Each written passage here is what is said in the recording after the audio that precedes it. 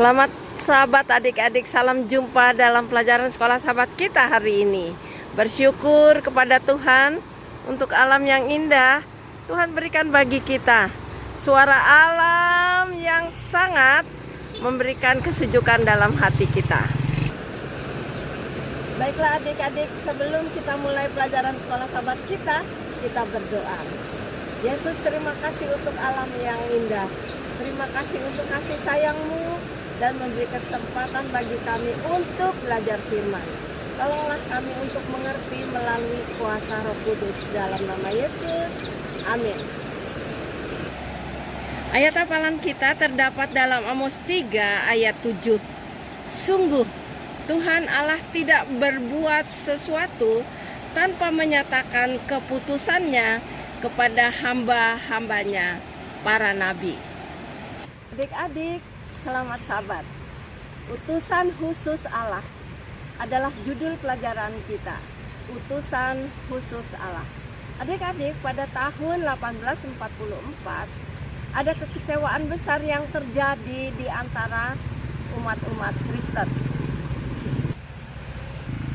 Pada tahun 1844 itu kekecewaan besar terjadi karena umat Kristen mengharapkan kedatangan Yesus pada saat itu.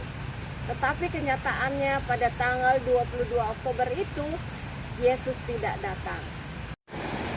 Jadi adik-adik, setelah Heisenfos menolak panggilan Tuhan, Allah benar-benar memanggil seorang wanita yang lemah yang berumur 17 tahun saat itu. Memang pada waktu dia masih kecil, ketika dia masih berumur 9 tahun, yang duduk di kelas 3 SD, seseorang melempar mukanya dan batu itu pas kena hidungnya. Saat itu dia tidak dapat meneruskan sekolahnya. Dia sangat lemah dan sakit-sakitan. Nah, pada saat 17 tahun itu, dia dipanggil dan mendapat khayal dari Tuhan tentang perjalanan orang-orang Kristen. Orang Advent percaya dia adalah seorang nabi yang memberikan petunjuk-petunjuk untuk tetap belajar firman Tuhan. Memang adik-adik, Yohanes dalam Wahyu 12 ayat 17 mengatakan bahwa jemaat Tuhan yang benar adalah jemaat yang menuruti hukum Tuhan dan kesaksian Yesus. Dalam Wahyu 19 ayat 10 mengatakan kesaksian Yesus adalah roh nubuat, yaitu wahyu yang diturunkan untuk umatnya.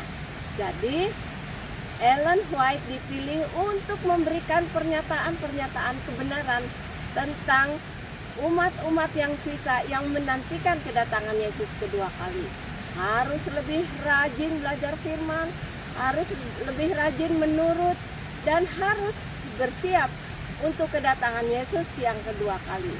Inilah berita penting yang harus dilakukan oleh Ellen White. Jadi memang adik-adik, Tuhan memilih seorang utusannya untuk menyampaikan kebenaran agar kita boleh kuat dan siap menantikan kedatangan Yesus yang kedua kali, sesuai dengan firman yang Tuhan berikan.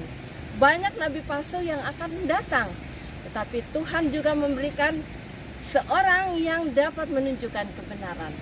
Mudah-mudahan pelajaran ini dapat menolong kita untuk menurut Alkitab dan percaya kepada roh nubuat, yaitu akhir zaman Tuhan memilih seorang untuk menjadi utusannya.